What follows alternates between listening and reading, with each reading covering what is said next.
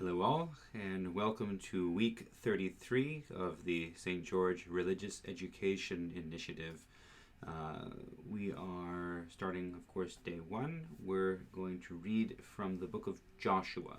Now, last time we read about God's judgment to the people He brought out of Egypt and what happened next, the 40 years in the wilderness, and what happened after the 40 years in the wilderness, so that as the 40 years came to an end, God gave the children of those who had doubted Him victory against the Nephilim, the demonized giant clans on the east side of the Jordan River, who were ruled by Sihon, king of the Amorites, and Og, king of Bashan.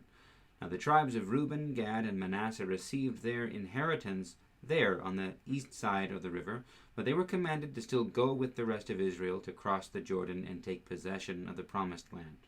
So when Moses died, his assistant Joshua, who was one of the two faithful spies from 2 readings ago in Numbers, he became the new leader of the Israelites. And we're only going to read the very beginning of the book of Joshua this year, as God commands Joshua what he's supposed to do and tells him to go into the promised land. This way we get to see how God fulfills His promise to Moses and the children of Israel. Even after all their doubt and disobedience and faithlessness, He is bringing their children into the promised land just as He said that He would. So, Joshua chapter 1. After the death of Moses, the servant of the Lord spoke to Joshua, son of Nun, Moses' assistant, saying, "My servant Moses is dead. Now, proceed to cross the Jordan, you and all this people, into the land that I am giving to them, to the Israelites. Every place that the sole of your foot will tread upon, I have given to you, as I promised to Moses.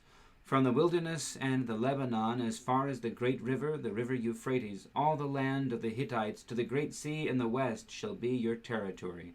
No one shall be able to stand against you all the days of your life. As I was with Moses, so I will be with you. I will not fail you or forsake you. Be strong and courageous, for you shall put this people in possession of the land that I swore to their ancestors to give them. Only be strong and very courageous, being careful to act in accordance with all the law that my servant Moses commanded you. Do not turn from it to the right hand or to the left, so that you may be successful wherever you go. This book of the law shall not depart out of your mouth. You shall meditate on it day and night, so that you may be careful to act in accordance with all that is written in it. For then you shall make your way prosperous, and then you shall be successful. I hereby command you, be strong and courageous. Do not be frightened or dismayed, for the Lord your God is with you wherever you go." Then Joshua commanded the officers of the people, "Pass through the camp and command the people, prepare your provisions, for in 3 days you are to cross over the Jordan, to go in to take possession of the land that the Lord your God gives you to possess." To the Reubenites, the Gadites, and the half-tribe of Manasseh, Joshua said, "Remember the word that Moses, the servant of the Lord, commanded you, saying, The Lord your God is providing you a place of rest, and will give you this land. Your wives, your little ones, and your livestock shall remain in the land that Moses gave you beyond the Jordan. But all the warriors among you shall cross over armed before your kindred, and shall help them, until the Lord gives rest to your kindred as well as to you, and they too take possession of the land that the Lord your God is giving them.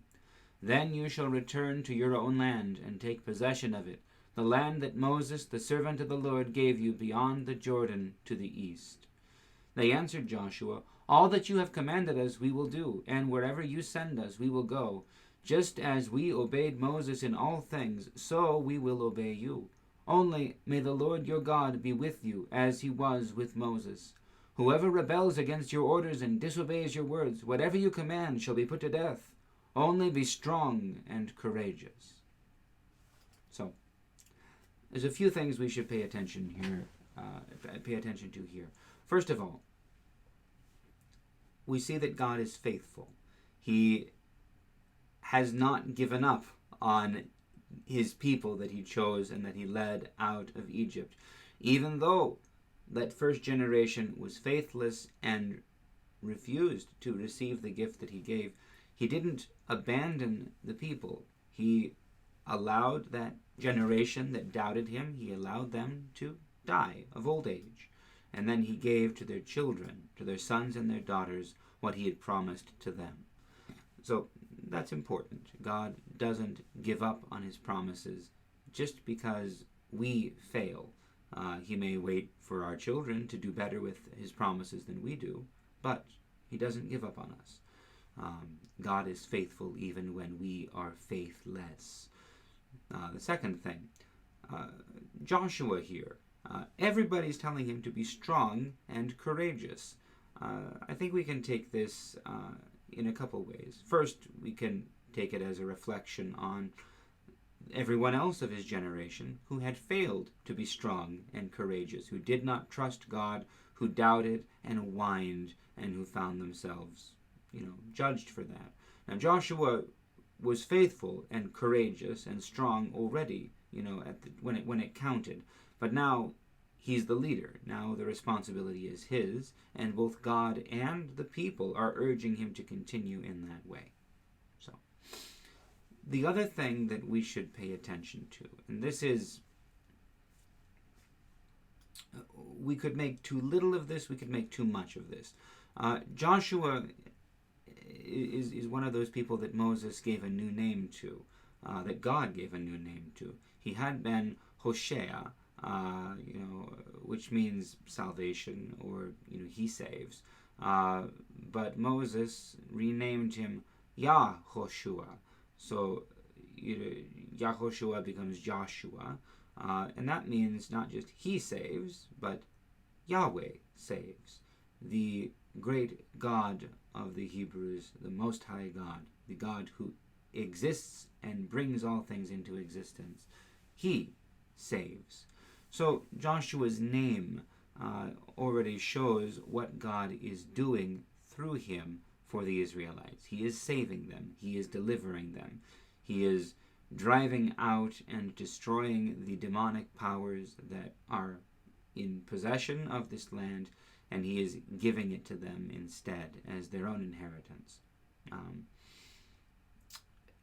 Now, in our church, we're coming up on Palm Sunday this week. It's the last week of Lent, and Jesus is about to enter into Jerusalem and be greeted. Blessed is he who comes in the name of the Lord.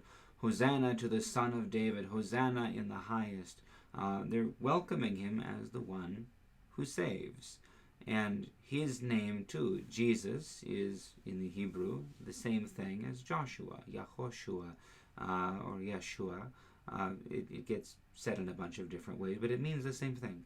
Yahweh saves.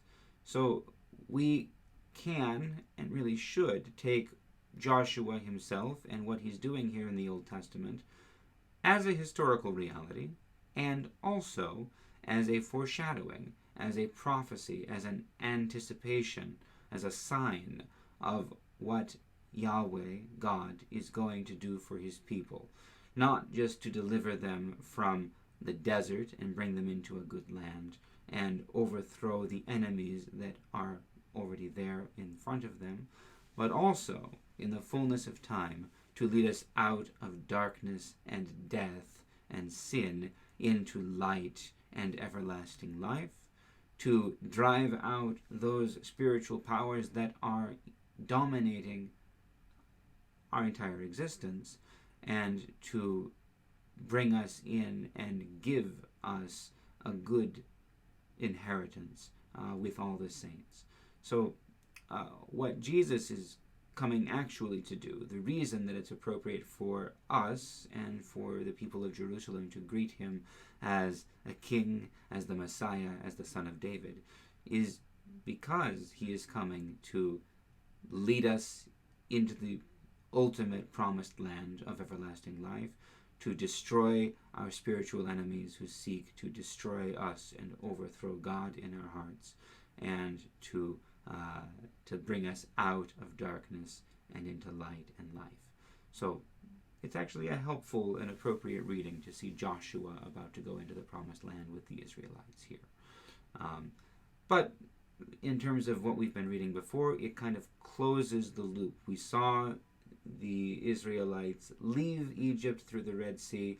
several weeks ago, and now we see them finally about to enter into the promised land. God has been faithful to complete and fulfill his promises to them. So that's what we're reading today. I'll see you all on Wednesday for day 2.